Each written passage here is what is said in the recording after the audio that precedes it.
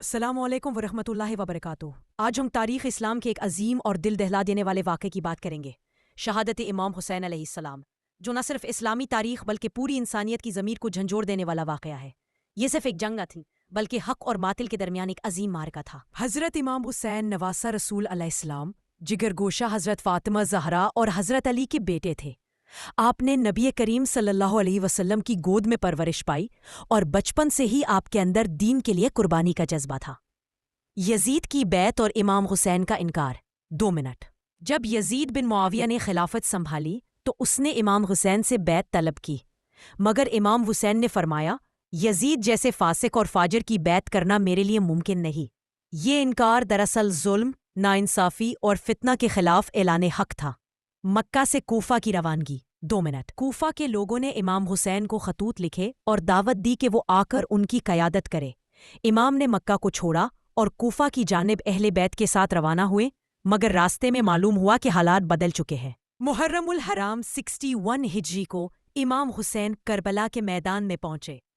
یزیدی لشکر نے امام کو گھیر لیا، پانی بند کر دیا۔ امام اور ان کے ساقی پیاس کی شدت سے تڑپتے رہے۔ یہ ظلم کی انتہا تھی کہ نواسہ رسول صلی اللہ علیہ وسلم کو پانی سے محروم کیا گیا۔ 10 محرم عاشورہ کا دن۔ 10 محرم کو امام حسین کے ساتھیوں نے ایک ایک کر کے جام شہادت نوش کیا۔ حضرت علی اکبر، حضرت عباس، حضرت قاسم اور اہل بیت کے دیگر افراد نے شجاعت کی تاریخ رقم کی۔ آخر میں امام حسین خود میدان میں اترے۔ ان کا جسم زخموں سے چور تھا، مگر ان کے لبوں پر صرف ایک ہی صدا تھی، حل من ناصر ینصرنا۔ پھر یزیدی لشکر نے امام کو شہید کر دیا اور سر کو نیزے پر بلند کیا گیا۔ کربلا ہمیں سکھاتا ہے کہ حق کی راہ میں جان دینا عظمت ہے، باطل کے سامنے جھکنا ذلت ہے۔ امام حسین نے ہمیں سچائی، قربانی، صبر اور استقلال کا عظیم سبق دیا۔ اختتامیہ۔ 1 منٹ۔ دوستو، امام حسین کی شہادت ہمیں یہ پیغام دیتی ہے کہ دین اور حق کی خاطر سب کچھ قربان کیا جا سکتا ہے، مگر باطل کو تسلیم نہیں کیا جا سکتا۔ اگر آپ کو یہ ویڈیو پسند آئی ہو تو لائک، شیئر اور ڈاکٹر منہا انور کے چینل کو سبسکرائب کریں۔ ملتے ہیں اگلی ویڈیو میں، تب تک اللہ حافظ۔ امام حسین کا جنازہ۔ جب امام زین العابدین نے اپنے والد کا لاشا دیکھا تو آنکھوں سے آنسو بہنے لگے۔ انہوں نے نرمی سے شہید جسم کو صاف کیا، کفن دیا اور نماز جنازہ ادا کی۔ جی ہاں، امام حسین علیہ السلام کا جنازہ ان کے بیٹے امام زین العابدین نے ہی پڑھایا۔ یہ نماز ایک باپ کے لیے بیٹے کی طرف سے تھی، لیکن اس میں غم، درد اور قربانی کی وہ شدت تھی جو الفاظ میں بیان نہیں ہو سکتی۔ اور تدفین۔ نماز کے بعد امام زین العابدین نے والد محترم کو دفن کیا۔ امام حسین کی قبر وہی ہے جہاں آج بھی روضہ امام حسین موجود ہے، کربلا، عراق۔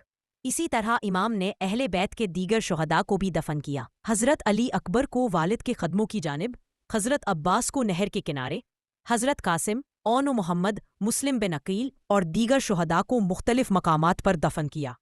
جی صرف تدفین نہیں تھی، یہ صرف ایک باپ کی تدفین نہیں تھی، بلکہ یہ حق، قربانی اور صبر کے ایک ایسے چراغ کی حفاظت تھی جس کی روشنی آج بھی دنیا کے مظلوموں کے دلوں میں امید جگاتی ہے۔ امام زین العابدین نے تدفین کے بعد آسمان کی طرف دیکھا اور فرمایا، اے میرے رب، تو دیکھ رہا ہے تیرا حسین بے کفن دفن ہوا مگر سر نہیں ہے۔ امت کے بعد پیغام، کربلا ختم نہیں ہوئی تھی۔ تدفین کے بعد امام زین العابدین اور حضرت زینب نے ظلم کے خلاف آواز اٹھائی، درباروں میں یزید کا چہرہ بے نقاب کیا۔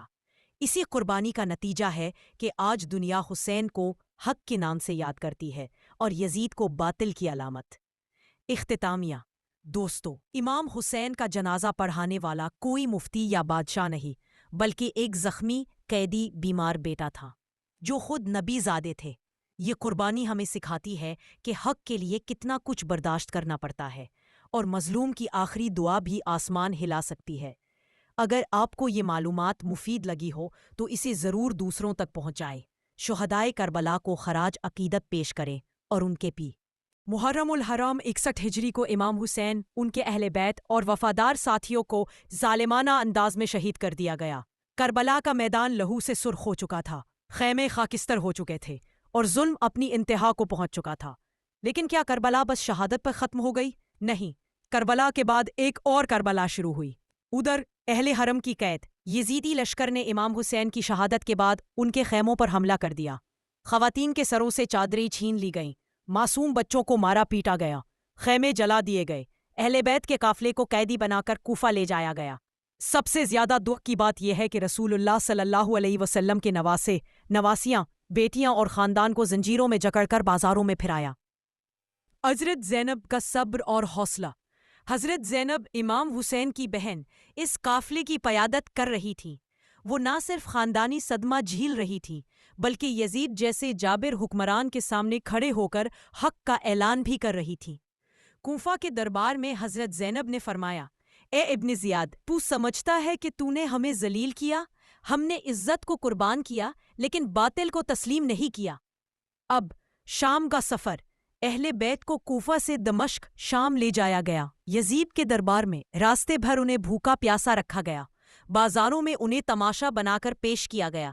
یزید کے دربار میں امام حسین کا سر مبارک نیزے پر ملن تھا اور یزید ہنسی کر رہا تھا، مگر وہاں بھی حضرت زینب نے ایسا خطبہ دیا کہ دربار میں سناٹا چھا گیا، یزید کے غرور کو مٹی میں ملا دیا۔ امام زین العابدین کی خاموش گواہی۔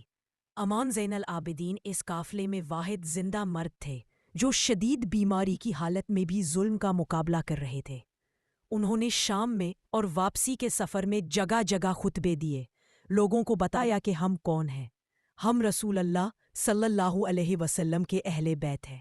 جب یزید کا خوف اور اہل بیت کی رہائی۔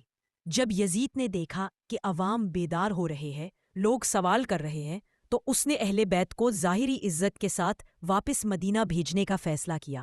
لیکن مدینہ واپسی سے پہلے اہل بیت نے ایک درخواست کی، ہمیں ایک رات کربلا لے چلو۔ اور کربلا کی واپسی۔ پہلا اربعین۔ روایات کے مطابق اربعین 40 دن بعد جب قافلہ واپس کربلا آیا، حضرت زینب نے بھائی کے مقتل پر گریہ کیا۔ امام زین العابدین نے والد کی قبر پر سلام پیش کیا اور وہیں سے کربلا کی اصل زیارت کا آغاز ہوا۔